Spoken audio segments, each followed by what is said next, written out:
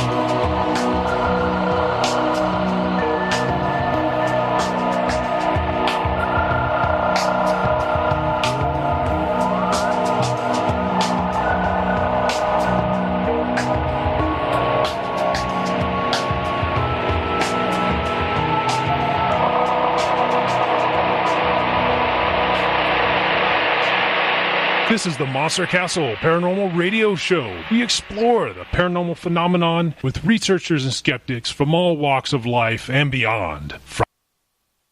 All right, and we are back. What was the question? I can't remember now.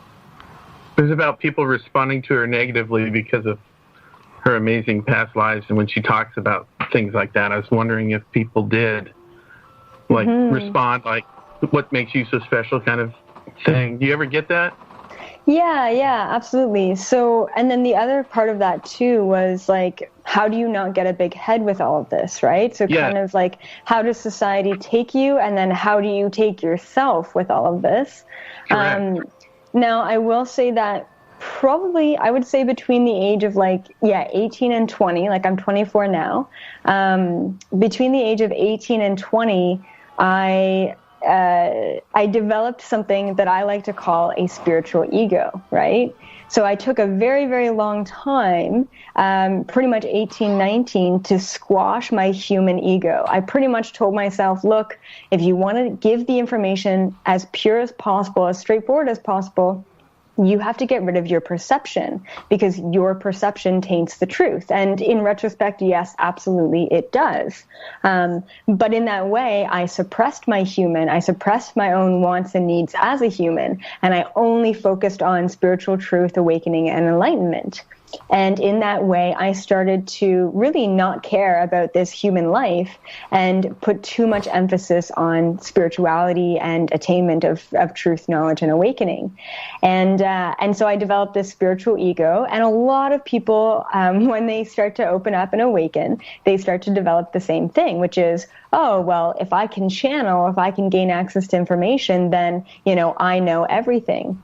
And it took me a really long time to be objectively aware of myself as a human, as a channeler, as an ET, as a hybrid, objectively, just to say, I have to remain being authentic and honest. So there's a huge moment of realization in saying, look, I don't know anything if I don't know everything, if anything at all. And I have to let other people know that as well. So that's kind of why I started the radio interview with just kind of saying, if this resonates with you, then fantastic. It's absolutely for you.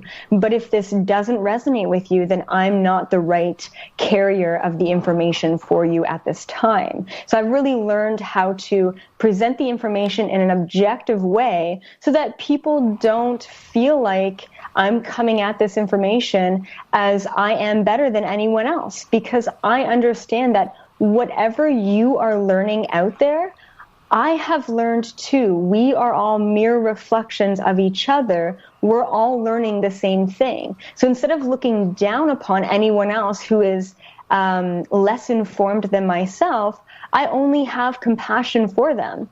And before, I got frustrated at other people who didn't understand the same, to me anyway, basic universal concepts that I have always known to be true.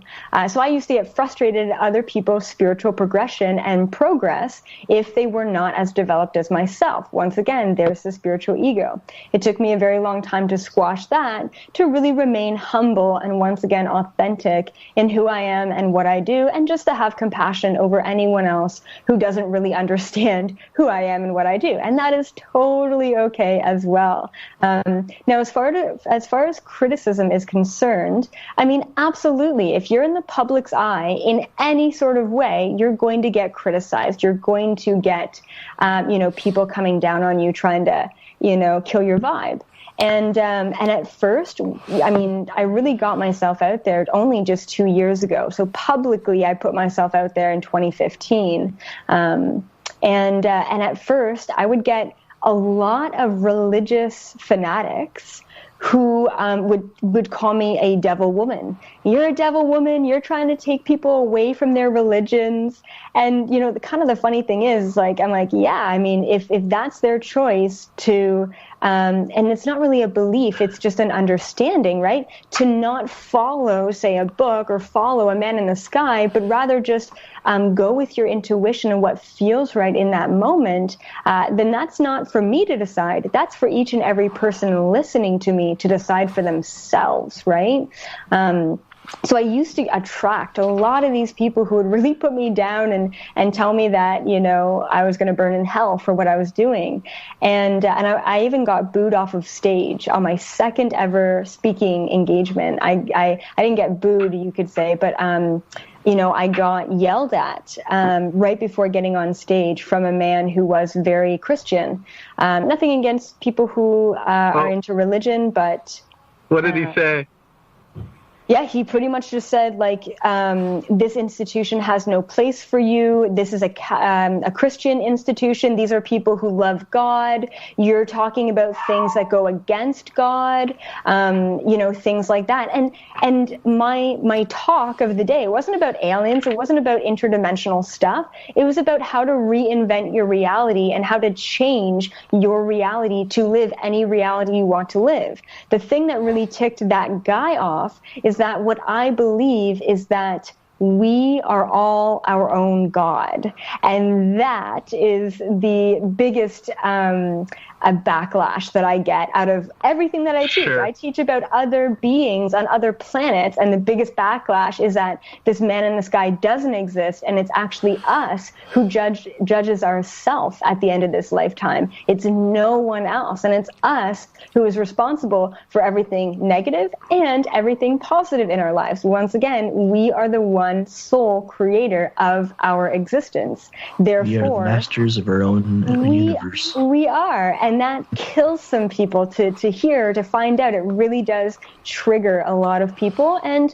you know, if I have to, you know, be on the front lines saying this stuff, I'm not going to hold back just because it doesn't agree with someone, right? So... Exactly. Aren't we made in the image of God? Doesn't it say that in the Bible? We're made, yeah, exactly. We're made in the image of ourselves. We are essentially that. We are a mere reflection of that, so... Is there a higher being, or is it like a big... What do you think of the Bible, actually? Yeah, good question. You know what? I've studied religion. Like, I went to university, and I studied religion and, you know, all religion. And what I tend to find is that each religion has a piece of the truth. Each religion has a bit of information that we can take from it. And that's why it's such a big scam, because so many people resonate with it. And then, you know, and then halfway through it gets all turned around, and then it really is misleading to many, many people. So yeah, I absolutely, each religion, no matter what it is, it has a piece of the truth. It's founded off of something that is out there. But would I ever tell anyone to go read the Bible? No, absolutely not. You know, whatever you need to know, you can ask yourself. Because once again, I like the way she said that.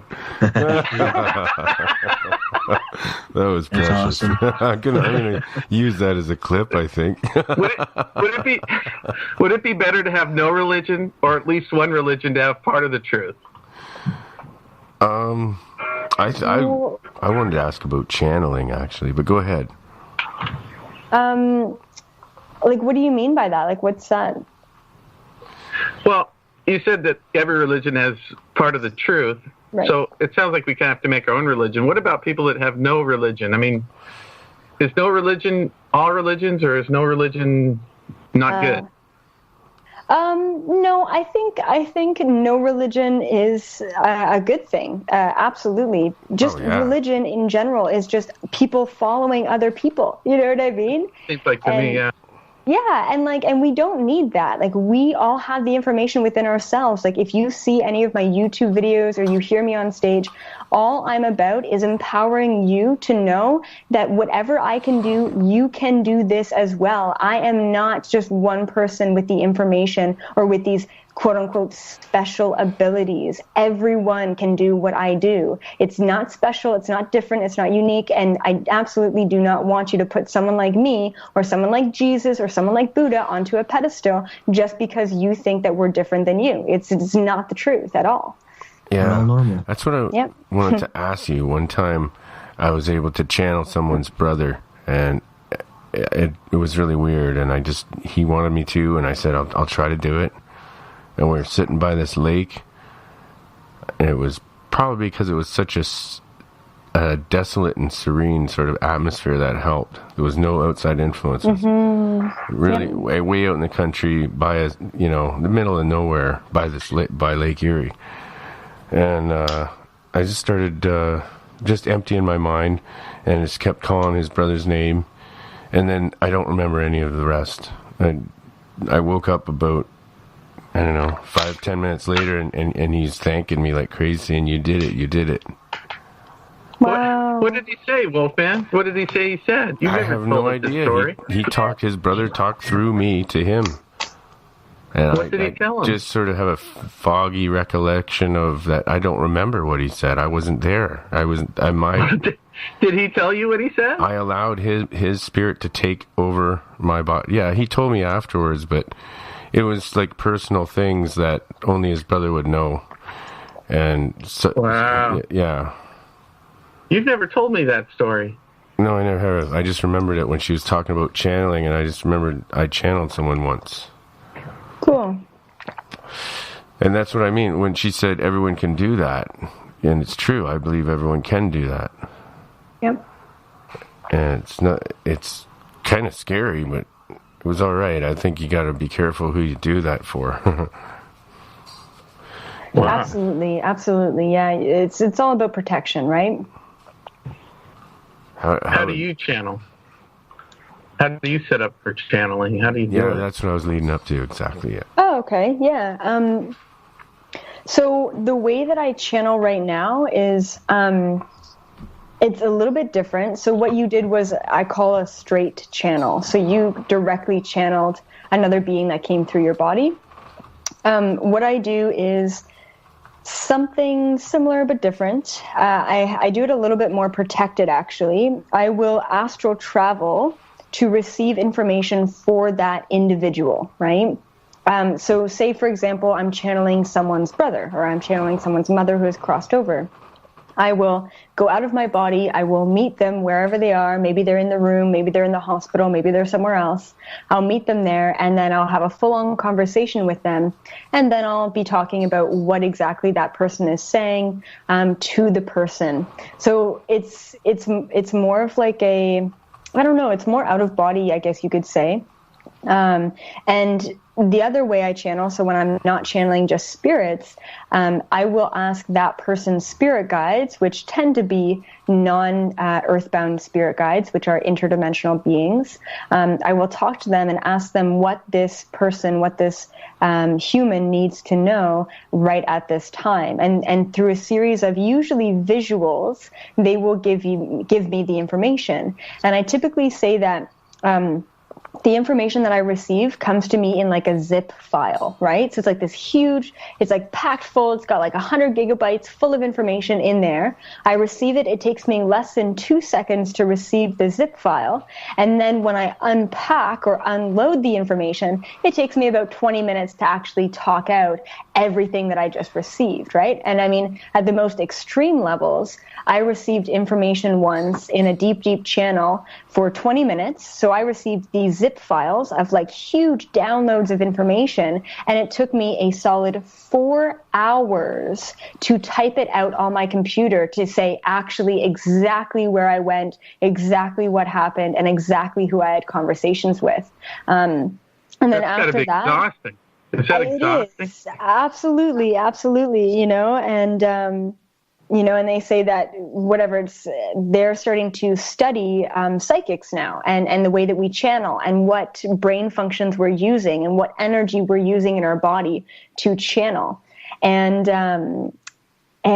what I've heard, what people have told me is that these scientific studies are saying that psychics drop their blood sugar levels up to 20 points in 30 minutes of channeling, right? So, people are like, oh, well, isn't it just easy for you to tap in at any time? And yeah, it's very easy, but it really does take a lot from me. And I usually equate 1 hour of channeling to about 3 hours of any other kind of mindless work, because you have to understand that channeling is directing your intention. It's directing your energy. It's directing your thought in such a specific way that it's almost like you're writing an exam for an entire hour, and you just have to be on and aware the entire time, which is really interesting. So it's just, it does take a lot out of you, but I mean, the results are profound, right?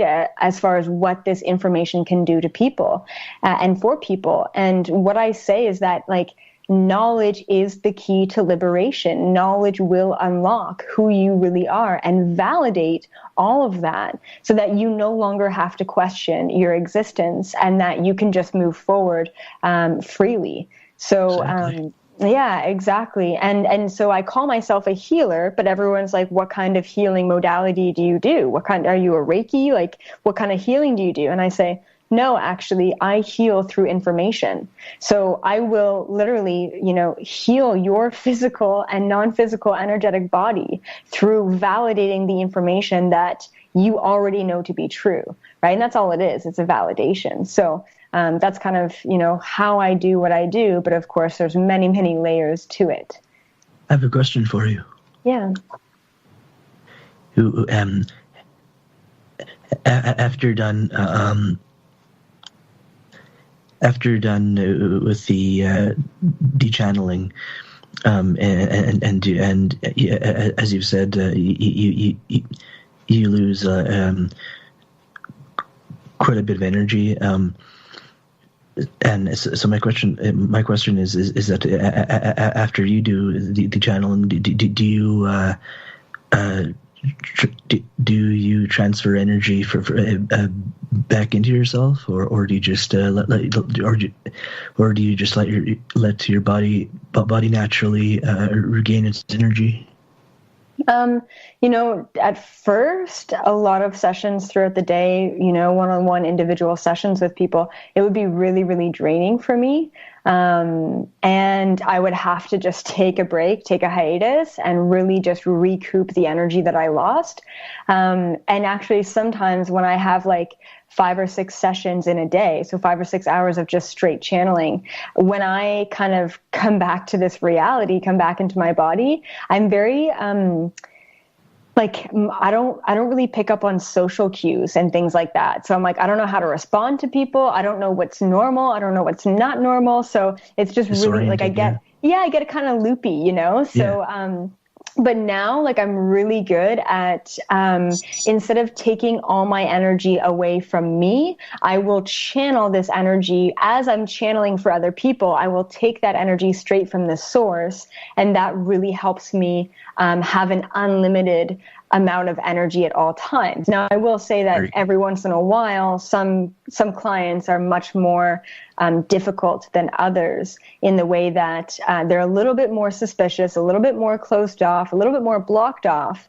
And in that way, it's more difficult to break down their barriers and break down their walls. So it actually takes extra amounts of energy from me to do that to people who are not totally open or totally ready to receive what I have to give them.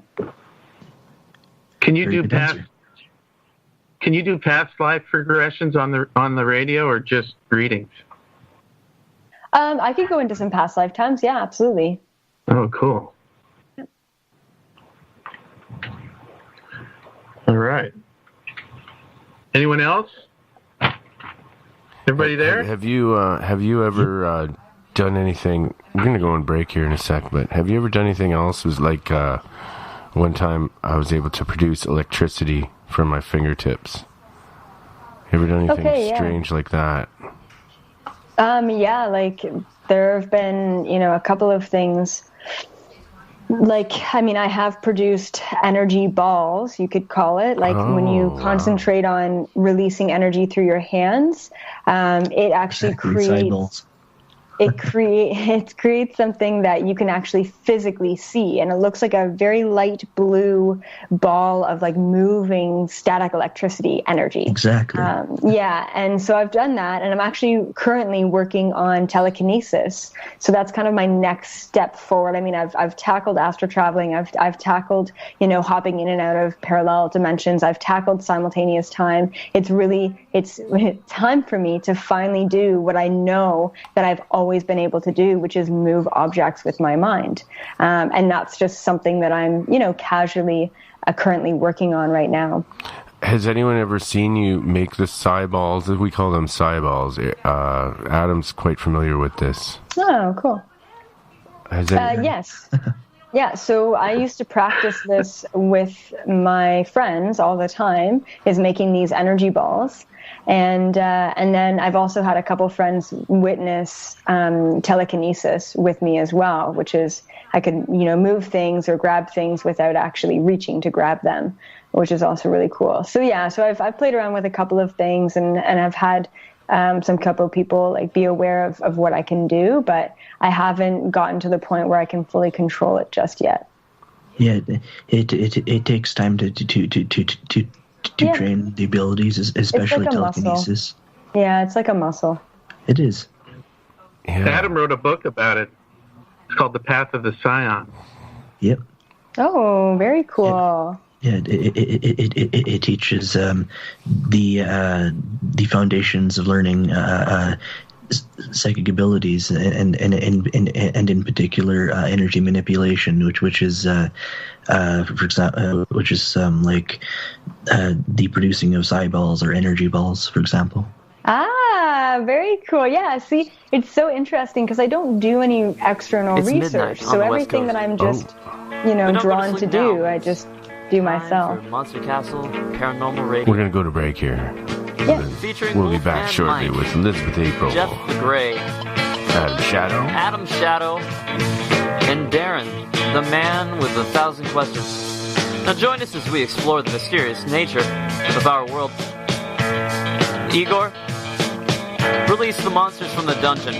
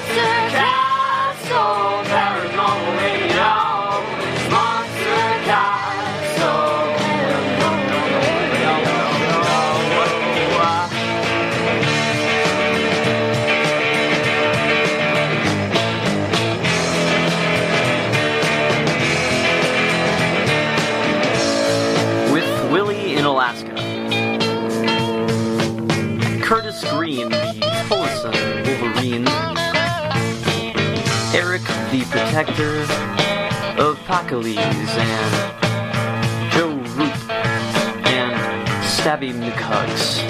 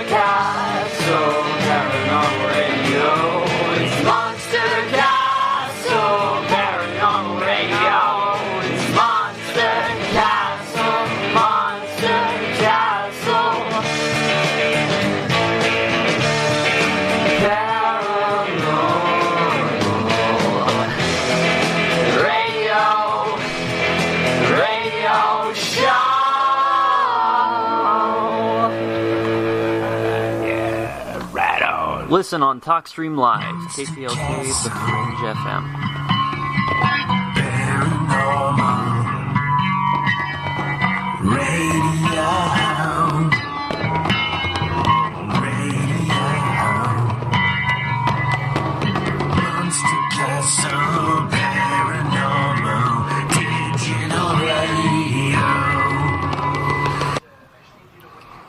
That's my new jingle. We're going to have to change those up a little bit. Yeah. Yeah. We're going to change some names out. Angry Bong wants to be in there, so we'll put him in. Oh, yeah. He's got to be in there. And there's a few other names we got to have in there, too. Who else do you want me to put in? I'll make a list for you. Okay. Darth Vader. You want in the action, Luke, too. I like Luke Skywalker. You gotta have Moog Boy in there. Yeah. And Craig Ryu. Well, there's a lot of regulars here we should put them all in there. Everybody that's regular in our chat rooms. Yeah. Yeah. So it'll be like a chat room shout out too. You know what I mean? Yeah. Yeah, that sounds good. Okay, we have a caller, by the way. Caller, you're on the air with Elizabeth April. Hello, April. Hi there. How are you today? Good. How are you doing? Oh, I'm just curious. I heard that you were pretty good at what you do, so I figured I'd see if you could give me any help. Okay, awesome. So, do you have something specific that you wanted to get into? Because think about me and my abilities as like the universal Google, right? You can't just say, okay, Google, tell me anything, because there's always so much. So did you want to focus on more of your human stuff, romantic stuff, financial stuff, work stuff? Do you want to focus more on like past lifetimes? Do you want to focus on more interdimensional stuff? What is your direction? Future. Okay. So let's take a look. Yeah, and then what should I be doing in the next couple of years? Okay, so what's going on in the next couple of years for you? Okay. And then what's your first name? Orion. Okay, perfect. 1 second.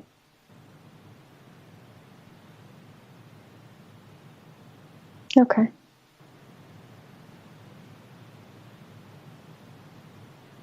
Okay.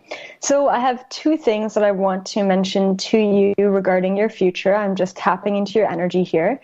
And first of all, there's a lot of things in your life right now that are shifting. Now, if they haven't already shifted, just be aware that they will be shifting in 2017, okay?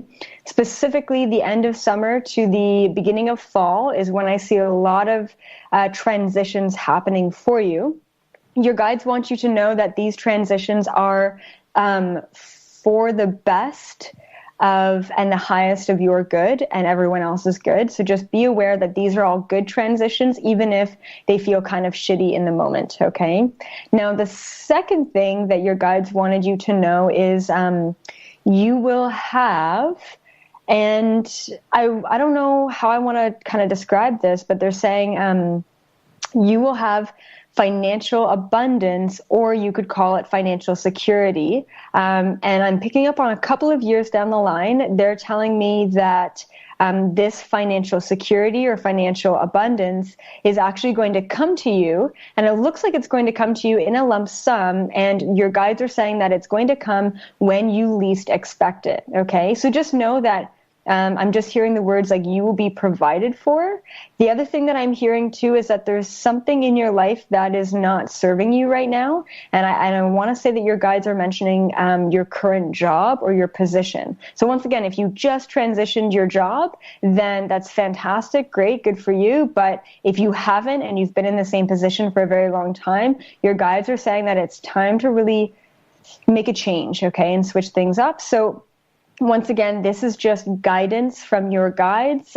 This is not what you have to do. You always have the free will to do or say or take any sort of advice that you want to moving forward. And also know that timelines can always change and shift based on, once again, your free will and other variables that are involved.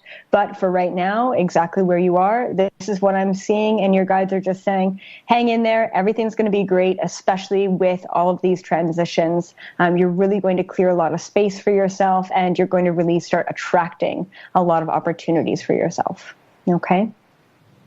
Okay. Can I ask another question? Sure. In the last year, I had a relationship that went bad. Okay. And it appears that the person was suckering me for harm. So I'm just kind of curious if you could tell me anything about this person that was in my life, why she hurt me. Okay, great. And then how long was the relationship? About 11 months. 11 months. Okay, perfect. And then when was the separation of that? How long ago did you guys separate?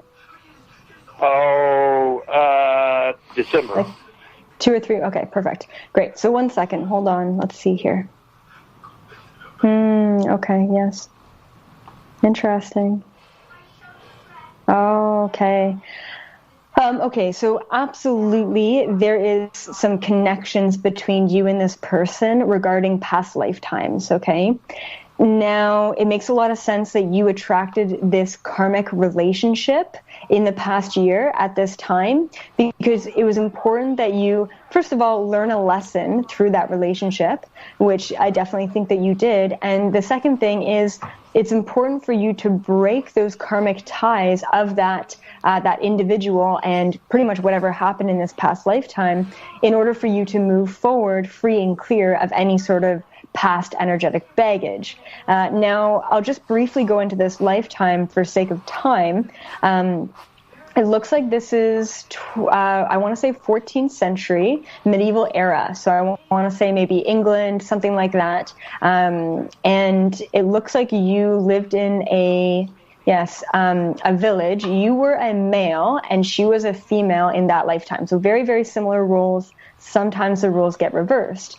And in this past lifetime, you ended up at some point in time, without fully knowing the details, I'm not sure exactly what happened here, but you ended up cheating on her with another woman and ended up having children with another woman. And that really didn't sit right with her. And she has some, like, I don't want to say darker energy, but she's got some negative energy in her that she's still karmically living through. And in that past lifetime, she did everything in her power to pretty much make your life a living hell in that past life. Just because she was in so much pain that you did that to her. And in this lifetime, I'm just hearing the word completion. What I suggest for you to do is to write a letter to yourself regarding that relationship and forgiving her, forgiving yourself in this lifetime for anything that went on in the relationship. And then burning that letter and releasing the energy that way is really going to help you release the karma of this woman, especially if she's still on your mind, especially if you're very confused and you're like, what the hell just happened? It's important for you to release all of that appropriately so that, once again, it doesn't follow you into the next life. So yeah, some darker energies between the two of you in this past lifetime, but I really do think that the karma's kind of ended in this lifetime soon enough so that you didn't have to repeat everything of that past life, if that makes sense. Yeah, actually, it hits me right dead on the money in a lot of ways. Yeah, good. What about any alien entities or do you sense around this gentleman? Okay, yeah, 1 second. Let's take a look. Interesting. Okay, so very clearly here, I do see an ET, an interdimensional being around you, and it is specifically a tall white. And as I look at this being, I want to say it's difficult to tell male or female. I want to say asexual, so a little bit of both, masculine, feminine energies, and very, very tall, very skinny, very, very pale. And they are over top of you, actually, and it looks like they're doing something with your head with their hands. It almost looks like they are like tinkering with your brain, but in a positive way. It doesn't look like it's malice intent. It doesn't look negative whatsoever. But it looks like you are extremely connected to the tall whites. Just be aware of what you read online about the tall whites. There is much disinformation about many of these species. And, I'm also receiving from this tall white in particular that you are meant to receive downloads, is what they're calling it, from this species. And it's specifically like logical or technical related. Like it looks like you're like solving some problem with this information, or like it's something very, once again, logical, technical, organizational, that you're receiving this energy or this information from these beings. So I suggest, connecting more to the tall whites and just knowing that you are quite connected to them because they are quite close to you. And they're actually saying that this summer is when you're really going to start opening your third eye to be aware of their presence. Okay. Once again, they're here for your awakening. They're here for your enlightenment, or else they just wouldn't be here. So just know it's a positive thing. Works for me. It works for me. Man, everything that you've said has been right dead on the money.